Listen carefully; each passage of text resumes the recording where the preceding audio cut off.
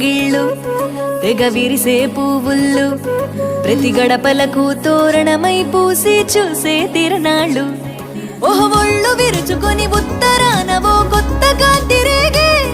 ఇహ కళ్ళు తుడుచుకొని మంచు మబ్బులే తప్పుకుంటూ సాగే ఈ పుడమంతా ఓ పులకింత ఇక వేడుకలే జరిగే గొబ్బియాలో లమ్మ గొబ్బియాలో